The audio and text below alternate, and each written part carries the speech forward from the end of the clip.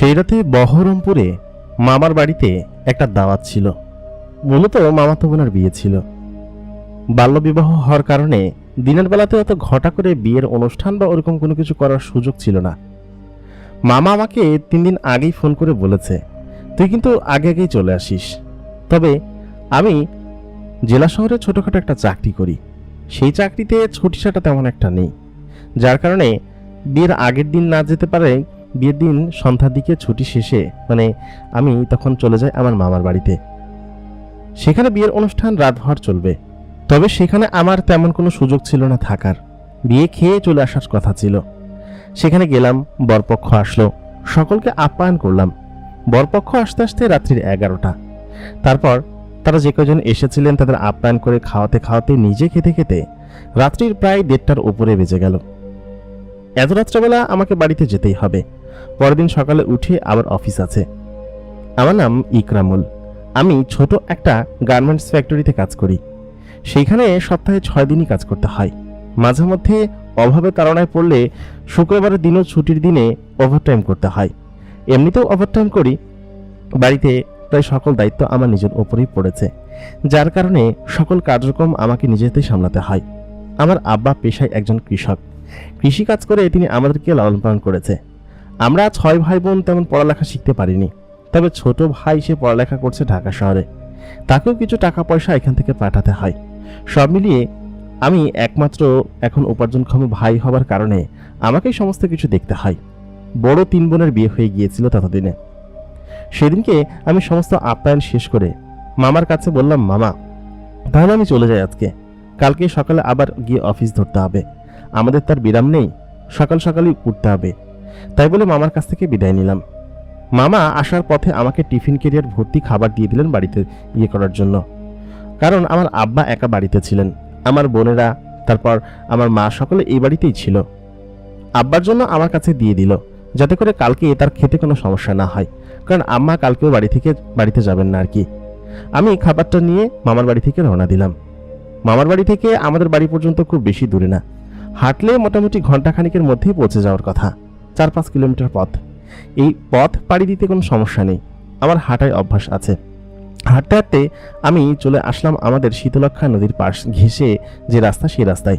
এদিক দিয়ে গেলে আমাদের বাড়িটা তাড়াতাড়ি পড়ে, যার কারণে এই রাস্তা ধরলাম। হাঁটতে শুরু করেছি। গ্রামে গঞ্জে ছোটবেলা থেকেই এরকমভাবে রাত বেড়াতে চলাফেরা করা আমার অভ্যাস। তবে সেই রাত্রিটা আমার জীবনটাকে সম্পূর্ণরূপে পাল্টে দিয়েছিল। আমি জানি না আমার কপালে এমন কি ছিল, বা ওই রাত্রে আমি ওই রাস্তা ধরেই বা কেন আসতে গিয়েছিলাম। তা না হলে আমি এরকম সাক্ষাৎ একটা অলৌকিক বস্তুর দেখা কখনোই পেতাম না। তবে তার ওপর আমার নিশ্চয়ই দয়া আছে, সেই দয়ার কারণেই হয়তো আমার ভাগ্য বদলেছে। আজকে আমি আপনাদের সঙ্গে আমার জীবনের ঘটনা শেয়ার করব, যা কিনা আমার সঙ্গে ঘটেছিল। আসসালামু আলাইকুম দর্শক, সকলে কেমন আছেন? স্বাগত জানাচ্ছি দ্য মেগাবক্স প্রাইমের নতুন আরও একটি এপিসোডে। আশা করি আপনারা সকলে আল্লাহর রহমতে ভালোই আছেন। আমরাও ভালো আছি। বর্তমানে আমাদের দেশে, বিশেষ করে চট্টগ্রামের ওই সাইডটাতে বন্যা কবলিত অঞ্চল হয়ে পড়েছে এবং সেখানকার মানুষজন বেশ কষ্টের মধ্যেই দিন যাপন করছে। আশা করি আপনারা সকলে তাদের জন্য দোয়া করবেন এবং যেন তারা খুব দ্রুতই তাদের সংকট কাটিয়ে উঠতে পারে। আজকে আমরা জানবো ইকরামুলের জীবনের ঘটনা, যে কিনা তার ঘটনাটি আমাদেরকে চট্টগ্রাম থেকেই পাঠিয়েছেন। এবং আমি আপনাদেরকে সবসময় একটা কথা বলি, মানুষকে পরি আসলে কেন নিয়ে যায়, কিভাবে নিয়ে যায়, এবং মানুষের কাছে জিনপরি কেনই বা আসে? তারা তো মানুষ এবং 2 জগতের আলাদা এক সত্তা, তবুও তারা কেন আমাদের কাছে আসে, আমাদেরকে পছন্দ করে এবং আমাদেরকে তাদের সঙ্গে করে তাদের দেশে নিয়ে যেতে চায়? এবং কেনই বা মানুষের ভাগ্য পরিবর্তন হয়ে যায়? আবার অনেক সময় অনেক মানুষের ভাগ্যে দুর্ভাগ্য নেমে আসে।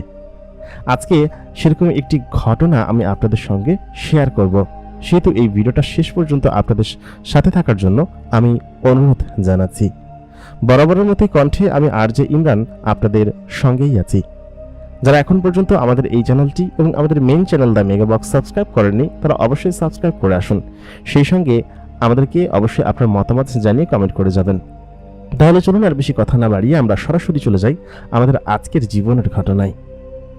রাস্তা ছেড়ে আমি আমাদের ভিটার রাস্তায় ধরলাম, কারণ এদিক দিয়ে গেলে আমাদের গ্রামের রাস্তায় শর্টকাট পড়ে। ততক্ষণে আমি আমাদের গ্রামের রাস্তায় ঢুকে পড়েছি। রাত প্রায় 2:30টার কাছাকাছি হবে। আমি হাঁটতে শুরু করেছি। খুব দ্রুত গতিতে পা চালাচ্ছিলাম। জ্যোৎস্নার রাত ছিল, চারিদিকে ঘুটঘুটে অন্ধকার ছিল না, টুকটাক দেখা যাচ্ছিল। আমি যখন সামনের দিকে এগিয়ে যাচ্ছিলাম, বেশ অদ্ভুত অদ্ভুত শব্দ আমার কানে আসছিল। হাতে ছিল টিফিন ক্যারিয়ার ভর্তি বাটি। কিছুটা সামনে যেতেই আমি কিঞ্চিত অবাক হলাম, কারণ আমার সামনে তিনটে অদ্ভুত জাতীয় জন্তু দাঁড়িয়ে আছে। এরকম জন্তু এর আগে আমি কোনোদিন দেখিনি, বা এরা এখানে কি করছে তাও জানি না। আমি সম্ভবত ভাবলাম এটা হয়তো জঙ্গলি জানোয়ার। এই রাত্রেবেলা এই জঙ্গল দিয়ে আসাটা ঠিক হয়নি। হায়না বা শিয়াল হতে পারে। হায়নার খপ্পরে পড়লে আজকে আমি শেষ, সাথে খাবারও আছে। পরে দেখলাম সেই জন্তুগুলো মানুষের অবয়ব বা আকৃতি ধারণ করলো। এরপরে আমার বুঝতেও বাকি রইল না যে আমি কোনো ভূত বা কোনো ওরকম কোনো কিছু চক্করে পড়েছি। কিছু বুঝে উঠতে পারছিলাম না যে কি করব। ওই মুহূর্তে আমি যখন দৌড় দিতে যাব, দেখলাম ওই 3টে জিনিস আমার পেছন পেছন ঠিক উড়ন্ত অবস্থায় আমার সঙ্গে সঙ্গে আসছে। আমি ভয় পেয়ে গেলাম। আমি যে পথে এসেছিলাম সেই উল্টো পথেই দৌড়াতে শুরু করলাম। দৌড়াতে দৌড়াতে বেশ খানিকটা সামনে এসে আচমকা হোঁচট খেয়ে পড়ে গেলাম। পড়ে যাওয়ার সঙ্গে সঙ্গেই আমার টিফিন ক্যারিয়ারটা খুলে একদম আউলে গেল। কিছু খাবার পড়ে গেল, কিছু খাবার টিফিন ক্যারিয়ারের সঙ্গেই ছিল। জ্যোৎস্না রাতে জঙ্গলের পাতার ফাঁক দিয়ে নিচে আলো পড়ছে। আমি সত্যি সত্যি সেই জ্বলন্ত চোখওয়ালা 3টা বস্তু দেখে ভয়ে একদম শিরে উঠলাম। ওই জন্তুগুলো বা ওই জীবগুলো কারা ছিল আমি জানি না, তবে তাদেরকে দেখে মনে হচ্ছিল তারা জিন জাতি, কারণ জিন জাতিরা মিষ্টি এবং ভাজা জাতীয় খাবার খুব পছন্দ করে। আমার টিফিন ক্যারিয়ার ভর্তি মিষ্টি, তারপর ভাজা জাতীয় পিঠা, এই জাতীয় জিনিসপাতিগুলো ছিল। যদিও মামা নিষেধ করেছিল এই জিনিসগুলো নিয়ে এখন যাবার দরকার নেই, আর তো মাত্র কয়েক ঘন্টা, এখানে ঘুমিয়ে থাক, এখান থেকে অফিসে যাস। আমি বললাম, না মামা, এইখানে আমার ঘুম আসবে না, বাড়িতে গেলে একটা ফ্রেশ ঘুম দিতে পারবো। তাই চিন্তা করে চলে এসেছিলাম, তবে এসে বোধহয় বিপদেই পড়লাম। আমি যখন ওই জিনিসগুলো এখান থেকে সরাচ্ছিলাম বা আমি পেছনে ল্যাংচাতে যাচ্ছিলাম, ঠিক সেই মুহূর্তে ওই জিনিসগুলো আমার পর আক্রমণ করবে। হঠাৎ করে একটা আগুনের গোলার মতো কিছু একটা সেখানে ওদের সামনে এসে পড়লো এবং ওরা আচমকা এমনভাবে একটা শব্দ করে উঠলো। আমার তো চোখ বন্ধ হয়ে গিয়েছে ততক্ষণে, কারণ এত পরিমাণ তীব্র আলো সহ্য করার মতো ক্ষমতা আমার চোখের মধ্যে হয়তো নেই। আমি এদিক ওদিকে তাকাচ্ছি। আমি আচমকা দেখলাম চারিদিকটা একদম নিরিবিলি হয়ে গেল, কোথাও কেউ নেই। আমার টিফিন ক্যারিয়ার ভর্তি যে বাটিগুলো ছিল সেই বাটিগুলো আবার জায়গা মতো হয়ে মানে পুরো টিফিন ক্যারিয়ারটা প্লেসমেন্ট হয়ে গিয়েছে। এটা কিভাবে সম্ভব হলো? আমি কি কোনো স্বপ্ন দেখছি নাকি অন্য কোনো কিছু? এবং ঠিক সেই মুহূর্তে আমার পায়ের গোড়ায় বা কোনার দিকে একটু দূরে একটি বিড়ালকে দাঁড়িয়ে থাকতে দেখলাম। মানে বিড়ালটা 4 পায়ে হয়ে দাঁড়িয়ে আছে এবং আমার দিকে তাকিয়ে মেয়াও বলে একটা শব্দ করলো। এবং তখন আমি বুঝতে পারিনি যে এই বিড়ালটা কি জিনিস ছিল, বা এই বিড়ালটা আমার প্রাণ বাঁচিয়েছে বা আমাকে উদ্ধার করেছে এমন কিছু জীবের হাত থেকে যারা কিনা আমার ক্ষতি করতে পারত। বিড়ালটা আমাদিকে ম্যাও করে তাকাচ্ছিল, চোখ দুটো একদম গাঢ় নীল বর্ণের, যেন মনে হচ্ছে বিড়ালটার শরীর দিয়ে আলো বের হচ্ছে। জ্যোৎস্নার আলোতে সাদা ধবধবে বিড়ালটিকে যেন আরো বেশি সাদা দেখা যাচ্ছিল। চোখ দুটো জলজল করছিল। এরকম জলজলের চোখ এবং এরকম অদ্ভুত প্রকৃতির বিড়াল এর আগে আমি কখনো দেখিনি। চারিদিকটা পুরো ঘ্রাণে মর্ম হয়ে গেল। এ কিসের ঘ্রাণ? কোন একটা ফুলের ঘ্রাণ হবে হয়তো। আমার পুরো অন্তর্জন জড়িয়ে যাচ্ছিল। আমি টিফিন কেনার বাটিটা হাতে নিলাম। হাতে নিয়ে বিড়ালটার দিকে তাকিয়ে খুব তড়িঘড়ি করে দ্রুত গতিতে এখান থেকে যেতে শুরু করলাম। খানিকটা দূরে যাওয়ার পর দেখি বিড়ালটা আমার পেছন পেছন আসছে। আমি দেখলাম বিড়ালটার গায়ে একটু ক্ষতও আছে, সম্ভবত কোথাও একটা আঘাত পেয়েছে আর জঙ্গলের ভিতরে হারিয়ে গিয়েছে। আমি লোকালয়ে যখন পৌঁছালাম বাড়ির কাছাকাছি, তখন দেখলাম বিড়ালটা আমার পেছন পেছন আসছে এবং ল্যাংচাতে হাসছে। মানে তার পায়ে সম্ভবত কোনো একটা আঘাত পেয়েছে। বিড়ালটাকে দেখে আমার বেশ খানিকটা মায়া হলো। কেন জানি না, প্রাণী এবং মানুষের প্রতি আমার তীব্র মায়া সব সময়। আমি ওই অবস্থায় বিড়ালটাকে কোলে তুলে নিলাম। বিড়ালটা প্রথমে আসতে চাচ্ছিল না, তবে আমি ওই অবস্থায় তাকে আর হাঁটতে না দিয়ে কোলে তুলে নিলাম। আমার কোলের মধ্যেই বিড়ালটা ঘুমিয়ে পড়লো বা অচেতন হয়ে পড়লো। সম্ভবত সে আহত হয়েছে, কোনো জঙ্গলি জন্তু বা কোনো প্রাণী তার উপর আক্রমণ করেছে। তবে আমার সঙ্গে যা হয়েছে তা আসলে বলার মতো না। এরকম একটা ভয়ঙ্কর কথা আমি কাকে বলবো? আমি বাসায় চলে আসলাম। ওই দিনকে আসার পর আমি বিড়ালটাকে খুব সুন্দর যত্ন করে আমাদের যে ছালা আছে তার ভিতরে মুড়িয়ে ওইখানে শুইয়ে রাখলাম। আর যেখানে আঘাত পেয়েছিল সেখানে খুব সুন্দর মতো হলুদ, রসুন এবং সরিষার তেল মাখিয়ে দিলাম। বিড়ালটা খুব নীরবে এবং খুব আরামে সেখানে ঘুমিয়ে পড়ল। বেশ খানিকটা সময় কাটলো। কতক্ষণ ঘুমিয়েছি তা আমি জানি না। তবে আমার ঘুম ভাঙলো আমার আব্বার ডাকে, কারণ টিফিন কিটার বাটিটা আমি বারান্দার চৌকির উপর রেখে ঘরের ভিতরে গিয়ে ঘুমিয়ে পড়েছি। আব্বা সম্ভবত সকালবেলা খেয়েছে। আব্বা মাঠ থেকে ফিরেছে দুপুর 2:30 বাজে। আজকে আমার অফিসে যাওয়ার 12টা। আমি যদি অফিসে না যাই তাহলে বেতন কেটে রাখে, আর বকাঝকা এই সমস্ত জিনিসপাতিগুলো তো আছেই। সকালবেলা আমি ঘুম থেকে উঠলাম। আমি মনে করেছি সকাল। উঠে আব্বার চেঁচামেচি শুনে বললাম, কি একটু ঘুমাইছি, ঘুমাইতে দিবা না? আব্বা বলতেছে যে তুই যে কালকে রাত্রে আসছিস কখন, আর এখন বেলা বাজে 2:30, এত বেলা পর্যন্ত তুই ঘুমাস না কখনো? আজকে কেউ ডিউটিতে গেলি না? আমার মাথায় হাত। সত্যি কথা, আজকে আমি ডিউটিতে যাওয়ার জন্য মামা বাড়ি থেকে চলে আসলাম, আর 2:30 বাজে? আমি কিছু বুঝে উঠতে পারছিলাম না। পুরো ঘর তন্ন তন্ন করে খুঁজি, সেই বিড়ালটাকে কোথাও পাওয়া গেল না। আমি আব্বাকে বললাম, আব্বা, এরকম একটা বিড়াল দেখেছো নাকি?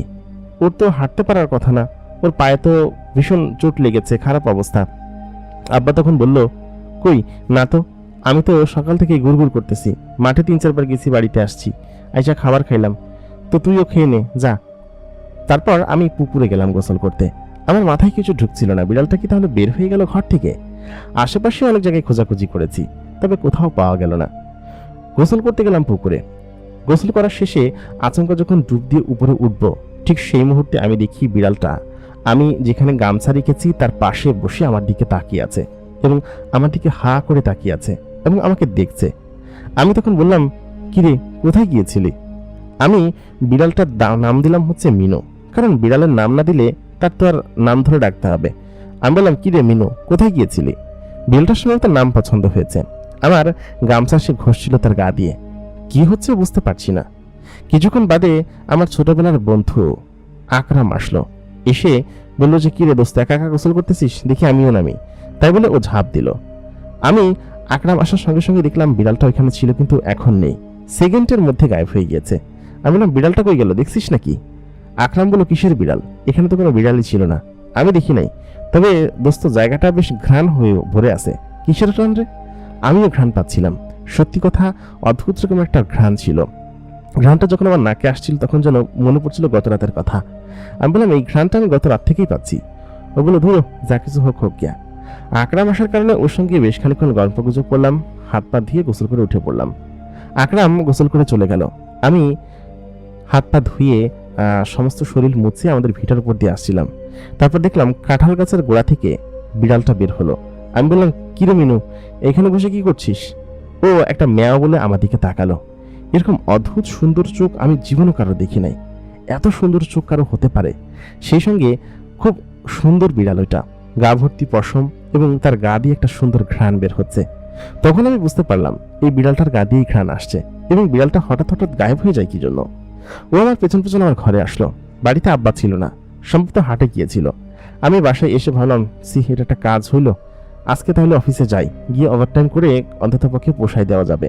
আজকে তার বেতন দিবে না, সন্ধ্যার দিকে দেখি যে ওভারটাইম করলে হয়তো কিছু টাকা পোষানো যাবে। আমরা অতি গরিব এবং দরিদ্র ঘরের সন্তান, মাত্র 8,000 টাকা বেতন পাই। তারপর ওভারটাইম করে টোরে হয়তো 14-15 হাজার টাকার মতো গোছাইতে পারি। তা দিয়ে গ্রামের বাড়িতে খেয়ে পড়ে বাড়ি আবার ঢাকায় পাঠাইতে হয়। সব মিলে বাবার ওষুধ, মায়ের ওষুধ, এই সমস্ত জিনিস কিনতে কিনতে আমার অবস্থা খারাপ হয়ে গিয়েছে। আমি নিজে হয়তো কিছু জমাতে পারি না, তখন পর্যন্ত বিয়ে শাদিও করতে পারি নাই। ওই অবস্থায় আমি বিকেল পর্যন্ত বাসায় থাকি, খাওয়া দাওয়া করি। যতক্ষণ আমি থাকি ততক্ষণ মিনু আমার পাশেই বসে থাকে, কিন্তু কেউ যখন আসে তখন হঠাৎ করেই যেন মিনু গায়েব হয়ে যায়, চোখের পলকে হঠাৎ করে উধাও হয়ে যায়, কোথায় চলে যায় কিছু বুঝতে পারি না। ওদিনকে রাত্রেবেলা আমি নাইট ডিউটি করলাম প্রায় কয়টা পর্যন্ত, 2:30 পর্যন্ত না 2টা পর্যন্ত, 2:30 পর্যন্ত করলাম। তারপর আমাদের এদিককার গ্রামের লোকজন ওরাও আসে। ওইখান থেকে আমাদের ফ্যাক্টরিটা বাসা থেকে খুব বেশি দূরে না, 7-8 কিলোমিটার দূরে। তো ওদের সাইকেল আছে, সাইকেলে চলে আসি। তো সেদিনকে আসার পর আমি যখন আমাদের বাড়িতে ঢুকবো 2টার দিকে, তো ওই টাইমটাতে আমি দেখি যে বিড়ালটা ঠিক আমাদের উঠানোর উপর বসে আছে, এবং বসে আমার দিকে তাকিয়ে আছে, এবং আমি আসা মাত্রই মেয়াও করে উঠলো। মিনুর কাহিনী এবং সমস্ত কিছু দেখলে আমার কাছে অবাক লাগতো। বিড়ালটাকে আমরা কিছু দিলে খেত না, তবে বেশ অবাক হলাম ওদিনকে ঘরে ঢুকে। রাত্রেবেলা তো খাবার ছিল না, আম্মা আসে নাই, আর আম্মা আসবে কালকে বেলা। যা খাবার ছিল আব্বা খেয়ে ঘুমাই পড়ছে। সম্ভবত ভাবছে যে আমি অফিস থেকে খেয়ে আসবো, কিন্তু খুব ক্ষুধা লাগছে, কি যে করবো কিছু বুঝে উঠতে পারছিলাম না। খাবারটা আবার রাঁধতে যাবো, সবে মাত্র সবকিছু বের করেছি। ঠিক সেই মুহূর্তে আমি দেখলাম গরম খাবারের ঘ্রাণ আসতেছে, এবং খুব তীব্র একটা ঘ্রাণ। আমি দেখলাম আমার ঘরের বারান্দায় যে চৌকি আছে, চৌকির উপরে 3 থেকে 4টা কাঁসার প্লেট, এবং সেই প্লেটের মধ্যে গরম গরম খাবার রাখা, এবং কাঁসার প্লেট, বাটি, থালা, বাসন, পাশাপাশি বিশাল বড় একটা গ্লাস, সেই গ্লাসের মধ্যে খাবার রাখা। আমি তো কিছু বুঝে উঠতে পারতেছিলাম না, এইগুলো আবার কে দিয়ে গেল। পরে ভাবলাম হয়তো দাদি দিয়ে গেছে। আমার ছোট চাচারা এই পাশে থাকতো, দাদির ঘর আমার ঘরের পিছনে। আমি এসে কি খাবো না না খাবো সেই জন্য হয়তো দাদি এখানে রেখে গেছে, কিন্তু খাবারগুলো একদম টাটকা এবং গরম, মনে হচ্ছে সবে মাত্র চুলা থেকে তোলা হয়েছে। খাবারগুলো আমি খাইতে লাগলাম, খুব ক্ষুধা লাগছিল, এই জন্য কি দিচ্ছে এত কিছু ঘাটতে গেলাম না। খাওয়া দাওয়া শেষ করে তারপর চলে আসলাম ঘুমাইতে। ঘুমালাম খুব ভালো মতো, কিন্তু পরের দিন সকাল থেকে আমার শরীরে তীব্র জ্বর। এত পরিমাণ জ্বর আমি যে বলে বোঝাতে পারবো না। আম্মা আসলো, যত্ন করলো, এবং সত্যি কথা পরবর্তী 1 সপ্তাহ আমি অফিস করতে পারি নাই। একে তো এই মাসে একটু বেশি ছুটি হয়ে গেছে, তারপর আবার বেতন যা পাবো তা দিয়ে চলবে না। মিনিমাম 15,000 টাকা না হলে আমার মাসে আসলে চালাইতে পারি না আমি সংসার। সেখানে এই মাসে হয়তো 8-9 হাজার টাকা হবে। কি যে করবো কিছু বুঝে উঠতে পারছিলাম না। 7 দিন এত পরিমাণ জ্বর। এই 7 দিন মিনু আমার পাশে বসে থাকতো রাত্রেবেলা যখন আমি ঘুমায় থাকতাম, আর পুরো ঘ্রাণটা একটা অন্যরকম ঘ্রাণে ভরে থাকতো। মিনু আমার পাশ ছেড়ে বা আমার কাছ ছেড়ে কখনোই যেত না। আমি বুঝে উঠতে পারছিলাম না যে এই বিড়ালটা কি চায়, বা ও কি মানুষের ভাষা বোঝে, মানুষ যেটা চায় ওটা কি সেটা বোঝে, আমি বুঝতে পারতাম না। এরকম করে বেশ কয়েক সপ্তাহ, মানে 2 সপ্তাহের মতো কাটে। মিনু আমাদের সঙ্গে এসেছে, আমাদের সঙ্গে দেখা করে বা আমাদের সঙ্গে থাকে, কিন্তু আশ্চর্যের বিষয় হচ্ছে ওই বিড়ালটাকে আমি ছাড়া আর কেউ দেখতে পায় না। এটাই হচ্ছে আমার কাছে আশ্চর্য লাগছিল। তো এরকম করে সময় গড়াতে থাকে। তবে একটা বিষয় আমি বেশ অদ্ভুতভাবে লক্ষ্য করেছি, মিনু আসার পর থেকে আমার জীবনে কিছুটা পরিবর্তন ঘটেছে। যেমন আমার অফিসে প্রায় 4 বছর ধরে আমি চাকরি করতেছি, পদোন্নতি হচ্ছিল না।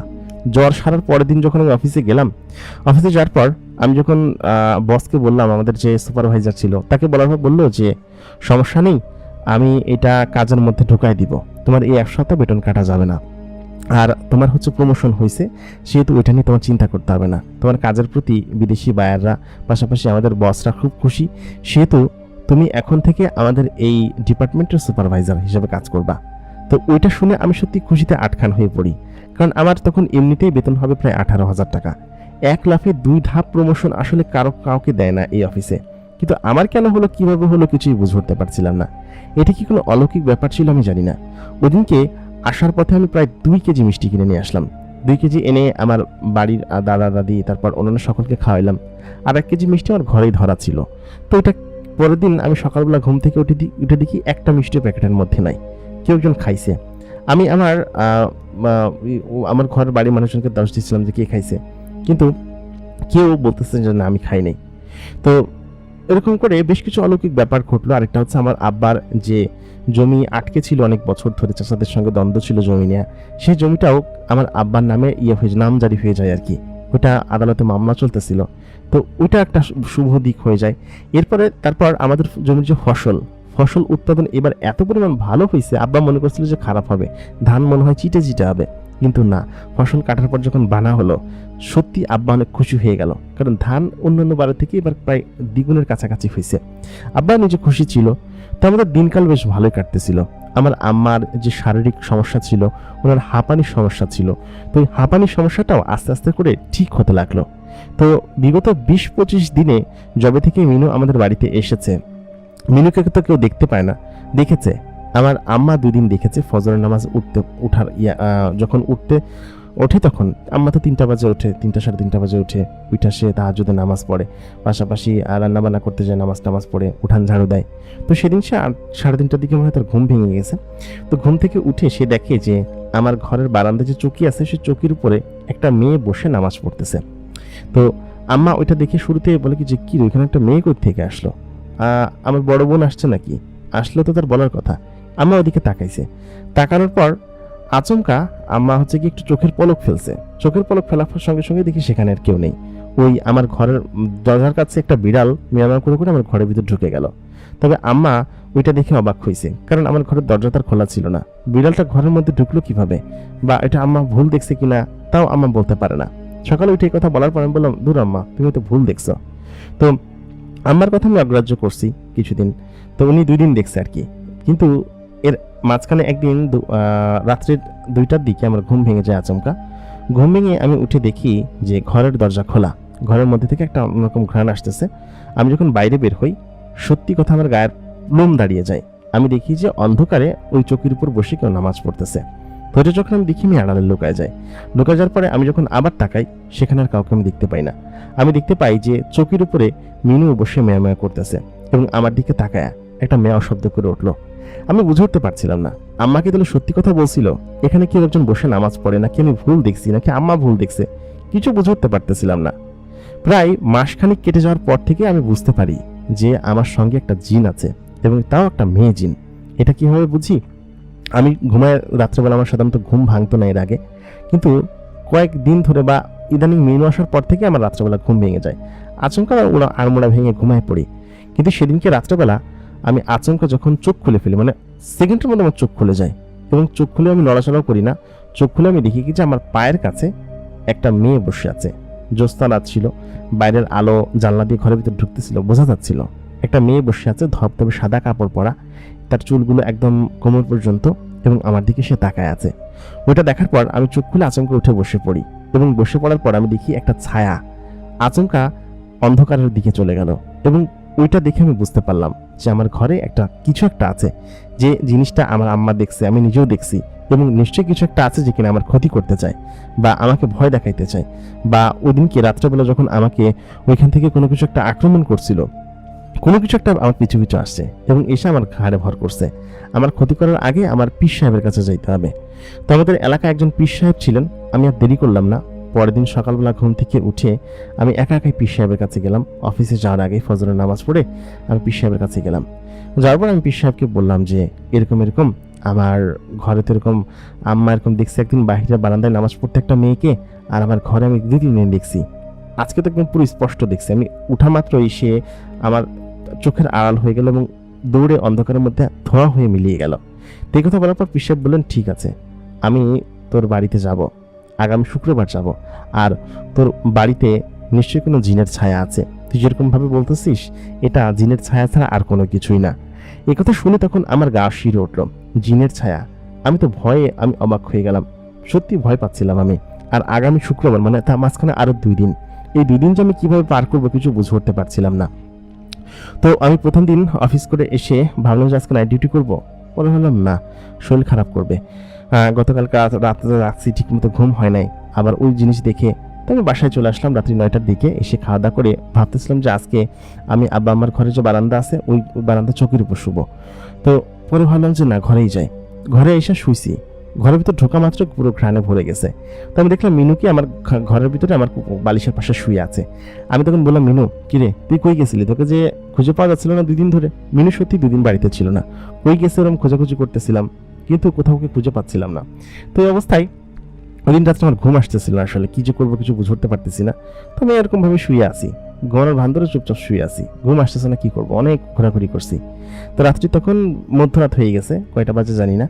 তো ওই অবস্থায় আচমকা আমি দেখতে পাই যে মিনু, যে কিনা একটা বিড়াল, ও খাটের ওই পাশে জানলার কাছে বসেছিল, ওইখান থেকে বিড়াল থেকে একটা সম্পূর্ণ মানুষের রূপান্তর হয়ে গেল। এবং ওইটা দেখার পর আমি আমার মুখ দিয়ে নিঃশ্বাস নিতে পারতেছিলাম না, লিটারালি আমার শ্বাসকষ্ট হচ্ছিল। এবং মিনুই যে সেই বিড়ালটা বা সেই জিনটা, এটা যখন আমি বুঝতে পারলাম তখন আমার ভয় একদম শিউরে যাওয়ার মতো অবস্থা। ওই অবস্থায় আমি গলা দিয়ে কোনো শব্দ বের করতে পারতেছিলাম না, এবং মিনু আমার কাছে আগে আসতেছে, কাছে এসে আমার পাশে বসলো, বসে আমার চুলে হাত বুলাই দিতে লাগলো। আমি তখন চোখ বন্ধ করে শীতকে ধরে পড়ে আছি, এবং মিনু তখন কিছু একটা বলতেছে কোন একটা ভাষায় বা কোন একটা দোয়া দরুদ পড়তেছে, যে দোয়া দরুদ পড়ে আমার গায়ে একটা ফু দিল। ফু দেওয়ার পর তারপর আমি আচমকা চোখ খুলে ফেললাম। চোখ খুলে আমি বললাম যে তুমি কে এবং তুমি আমার কাছে কেন এসেছো? আমাকে যেতে দাও, আমাকে ছেড়ে দাও। আমি জানি তুমি একটা জিন, তুমি একটা দুষ্টু জিন, তুমি আমাকে নিয়ে যেতে চাও, তাই না? ওই মুহূর্তে তখন মেয়েটা প্রথমবারের মতো তার জাদু কণ্ঠ দিয়ে বলে উঠল, এত সুন্দর মায়াবী কণ্ঠ এর আগে আমি কারো শুনিনি। সে তখন বলল, আমি তোমার মিনু, তুমি আমাকে নাম দিয়েছিলে মিনু, আমি তোমার সঙ্গে থাকি। এই কথা বলার পর আমি তো তখন ভয়ে আরো শিউরে ওঠার মতো অবস্থা, আমি কোনো কথা বলতে পারছিলাম না। তো তখন বললো যে তুমি আমার কাছে কি চাও? আমি তখন ওকে বললাম যে তুমি আমার কাছে কি চাও? তো ওই মেয়েটি তখন বলল যে আমি তোমাকে চাই, তোমাকে আমার খুব ভালো লাগে, এই জন্যই তো সেদিনকে আমি ওইখান থেকে তোমার সঙ্গে চলে এসেছিলাম। আর তুমি একদমই ভয় পেও না, আমি তোমাকে কোনো ক্ষতি করব না, ক্ষতি করার জন্য আমি তোমার সঙ্গে তোমার বাড়ি পর্যন্ত আসিনি, বরঞ্চ তোমার উপকার করতে গিয়ে আমার নিজেরই ক্ষতি হয়েছিল। আমি তো তখন ঘেমে একদম পুরো গোসল করে ফেলতেছি। তো আমি সাহস করে তখন বললাম, উপকার করতে গিয়েছিলে মানে আমার উপকার তুমি কোত্থেকে করলে? আর তুমি তো বিড়ালের বেশ ধরে একটা শয়তান জিন আমার বাড়িতে এসেছো, আমাকে ছেড়ে দাও, আমাকে যেতে দাও। ও তখন আমার হাত ধরে রেখেছে, আমি কোনোভাবে নড়াচড়া করতে পারছিলাম না। আর হাত পুরো ঠান্ডা এবং বেশ নরম হাত, তবে এখান থেকে কোনোভাবে সরে আসতে পারছিলাম না। আমি হাত পাল্টে নাড়াতে পারতেছিলাম না ভয়ে, আর গলা দিয়ে চিৎকার বের করবো, চিৎকারও বের হচ্ছিল না।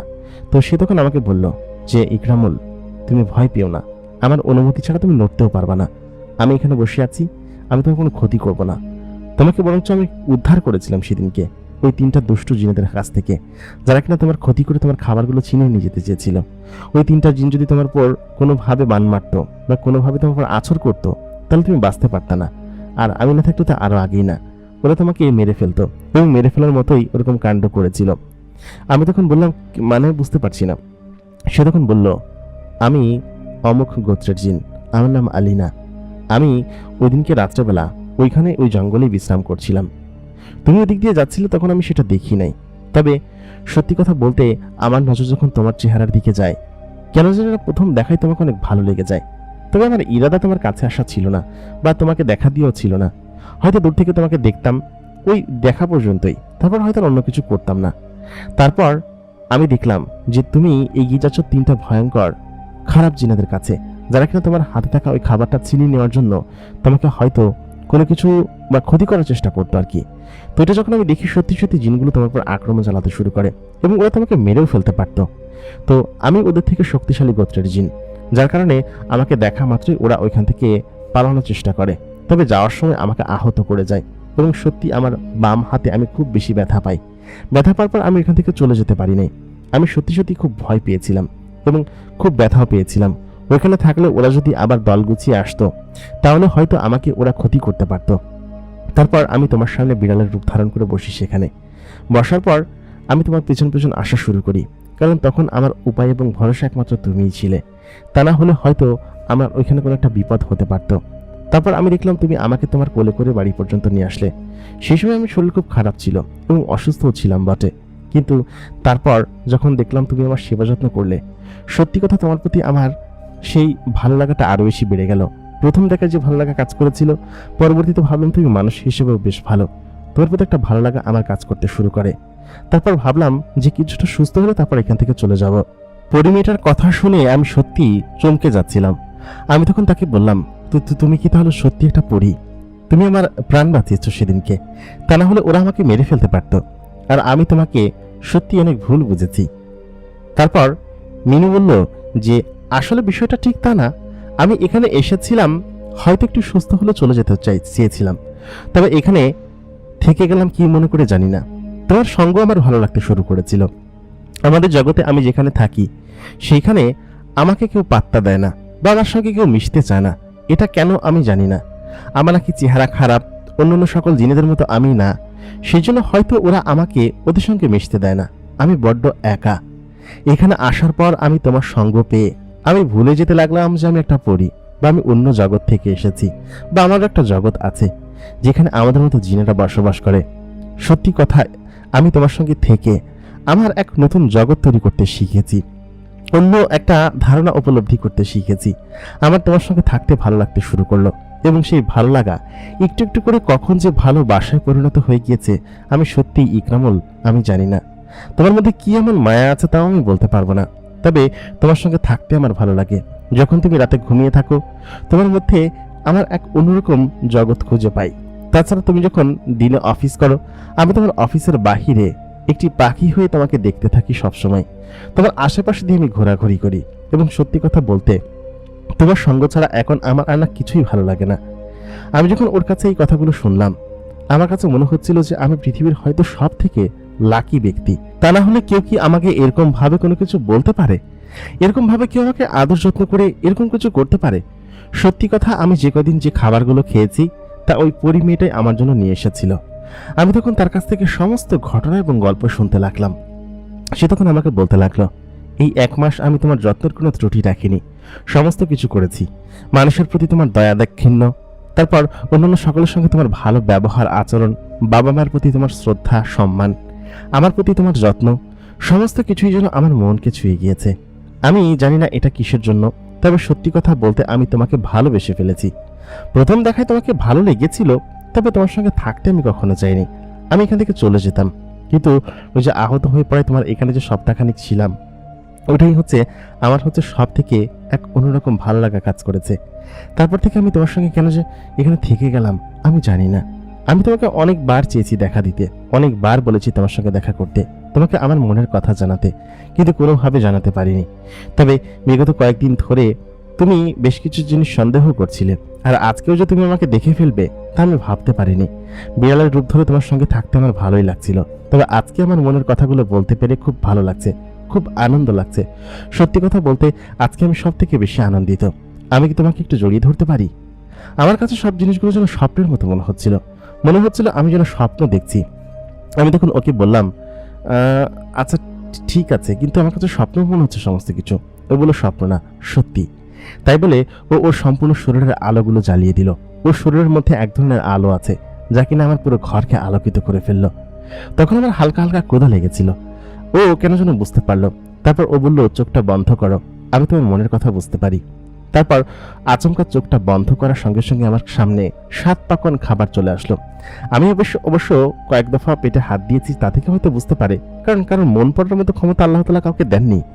ও তখন আমাকে বলল, আমি তোমার অনেক কিছুই বুঝতে পারি, যে জিনিসগুলো আমার কাছে সত্যি খুব ভালো লাগে, সেই ভালো লাগা থেকেই মূলত আমি তোমার সমস্ত কিছু বুঝেছি এবং তোমাকে ভালোবেসেছি।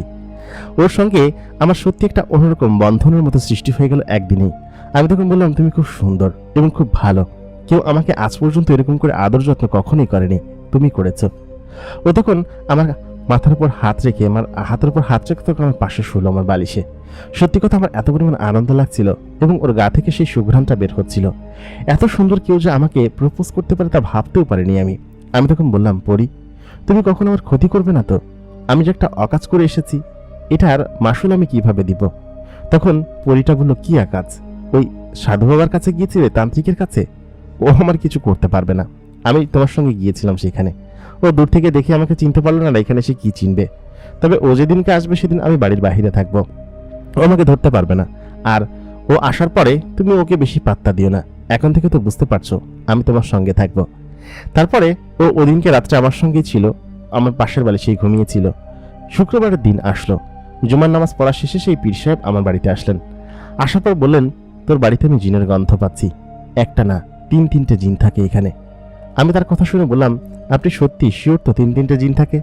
উনি তখন বললেন, হ্যাঁ 3-3টে জিন আছে এবং এই জিনটিকে তাড়াতে হলে এরকম জিনিসগুলো দিতে হবে, তুই এরকম জিনিসগুলো দে। সে প্রায় 30টার মতো মুরগি চেয়েছে। পাগল বেটা, 30টা মুরগি আমার যদি থাকতো আমি খামার দিতাম না? আর বলেছে যে এরকম দুধ দিতে হবে, ও চেয়েছে এই জিনিসগুলো দিলে আর এরকম দক্ষিণা দিলে আমি এই 3টা জিনকে তাড়িয়ে দিব, তবে পরিবার বাড়ি জিন মুক্ত হবে। আমার আব্বা শুনে তো মাথায় হাত, আমার আম্মা কান্নাকাটি শুরু করছে। আমি তখন বললাম, দেখেন জিন আছে থাক, ওরা তো আমার কোনো ক্ষতি করতেছে না, আর ক্ষতি করলেও বাকি গরিব মানুষ, আপনি চলে যান, আমার কোনো সমস্যা নেই, আর এত কিছু আমি দিতেও পারবো না। পরবর্তীতে সেই ভণ্ডর বাচ্চা আমাকে বলে, 10টা মুরগি দিলেও হবে, সমস্যা নেই। তার মানে ওর ধান্দাই হচ্ছে এগুলো, যে জিনের নাম করে এরকম করে মানুষের কাছ থেকে উল্টাপাল্টা কিছু নেওয়া আর কি। যদিও টুকটাক পারে, এটা ওটা কাজ, তবে ধান্দাবাজি হচ্ছে বড় ব্যবসা। এই কথাগুলো যখন আমি রাত্রে আলিনাকে বললাম, বলার পর ও শুনে হেসে গড়িয়ে যাচ্ছে, বলো 3টা জিন? আমি একা থাকতে পারি না 3টা জিন? এই বাড়িতে আসলে ও ধান্দামি করতে এসেছিল। তো আলিনার কথা শুনে আমি খুব খুশি হলাম। সেদিন থেকে আমাদের প্রেমের সম্পর্ক শুরু হলো। ওর সঙ্গে থাকতে সত্যি আমার ভালো লাগতো, মন্দ লাগতো না। আমরা একে অন্যের সঙ্গে খুব আনন্দে থাকতে শুরু করলাম। আমার জীবনে যেন অন্যরকম একটা নতুন অধ্যায় নেমে আসলো। আলিনা আমাকে সবসময় আদর যত্ন করতো, আমার পাশে থাকতো, আমাকে আদর করতো, আমার জন্য রাত্রেবেলা নানান ধরনের খাবার নিয়ে আসতো। সেই খাবারগুলো আমি আমার পরিবারের লোকজনদেরকে খাওয়াতাম। আপনারা হয়তো বিশ্বাস করবেন না বললে, এখনো আমার বাসায় এরকম বড় বড় থানচায় ভর্তি খাবার আসে এবং বড় বড় একটা রুটি। সেই রুটি একজন খাওয়া সম্ভব না, পাউরুটির মতো রুটি জব দিয়ে বানানো সম্ভবত। ওরা জিনিস ওইখান থেকে পাঠায় আমার জন্য, তো ওইগুলো আমি আমার বাড়ির লোকজনকে খাওয়াই, ওরা সেই সময় থেকেই খায়।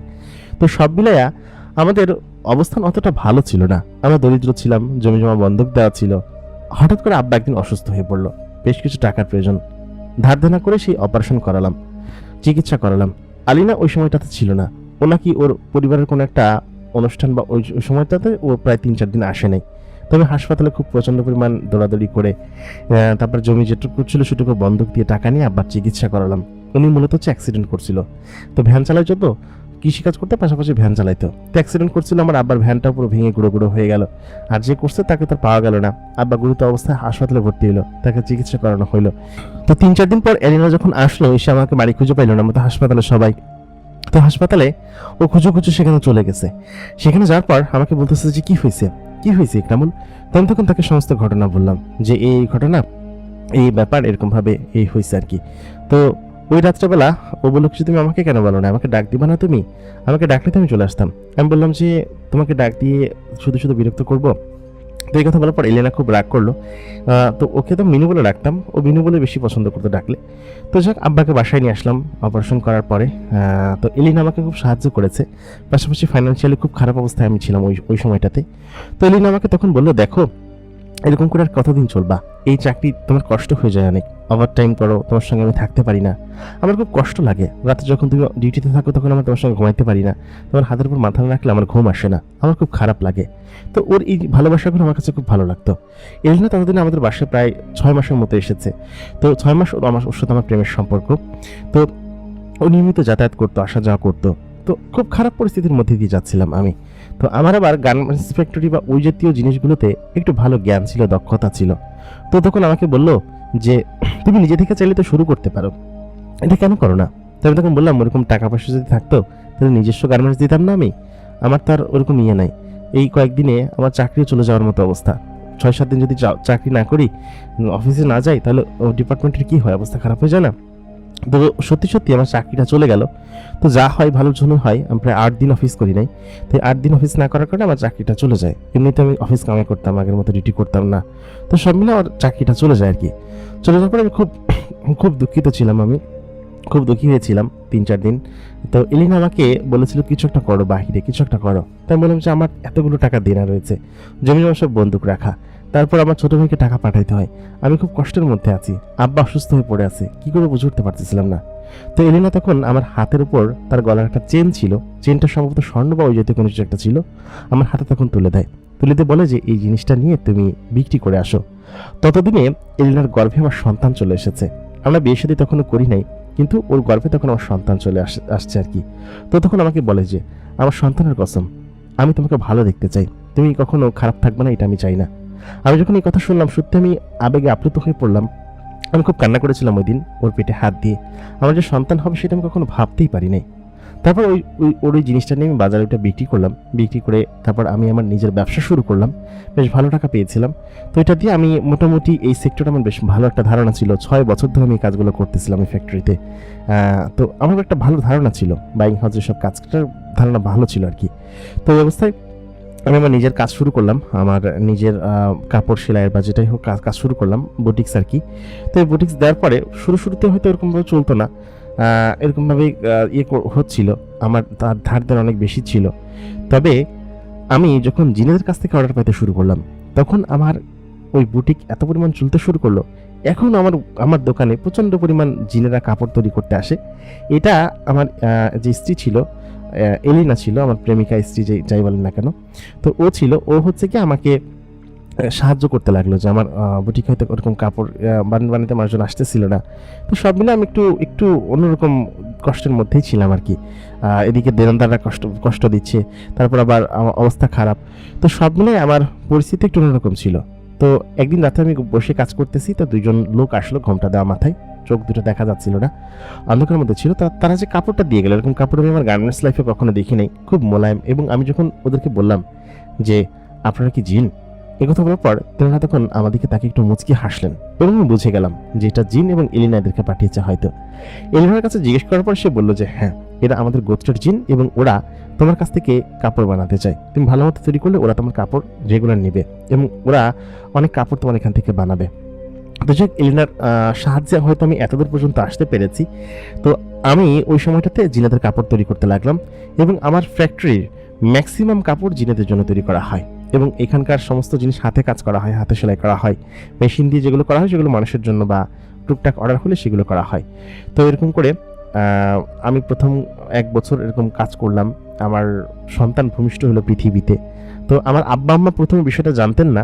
পরবর্তীতে একদিন আমার বাচ্চাকে হয়তো বারান্দায় খেলতে দেখছে, ছোট বাচ্চা বারান্দায় খেলতে দেখছে, বসে আছে। তো ওইটা দেখে আমার আব্বা জিজ্ঞেস করছে, তুমি কে? তো আমার আব্বা ছেলেটা হঠাৎ করে গায়েব হয়ে যায়। গায়েব হয়ে যাওয়ার পর আব্বা বিষয়টা নিয়ে একটু অসুস্থ হয়ে পড়ে বা ভয় পায় সন্ধ্যার পর আর কি। তো তখন আব্বাকে বলতে বাধ্য হয়ে যায় এই অবস্থা। তো আমাদের পরিবারের মোটামুটি আমার আব্বা আম্মা আর আমি ছাড়া আর কেউ এই ঘটনা জানে না। আমি এখন পর্যন্ত বিয়ে করি নাই, এই ঘটনাই এলাকার সবাই জানে বা আমার বোনেরা জানে। সবাই বলে যে বিয়ে করিস না কিসের জন্য। তো আমার তো স্ত্রী আছে, সন্তান আছে। তো ততদিনে প্রায় বুটিকের অনেক বছর পার হয়ে গেছে। আমার জিনেরা কাজ করাইতো শুধুমাত্র, মানুষজন খুব একটা আসতো না। আমি দোকানে খুব একটা খুলতাম না, পেছনের দরজা দিয়ে ঢুকতাম আর কাজগুলো করে আবার বের হয়ে আসতাম।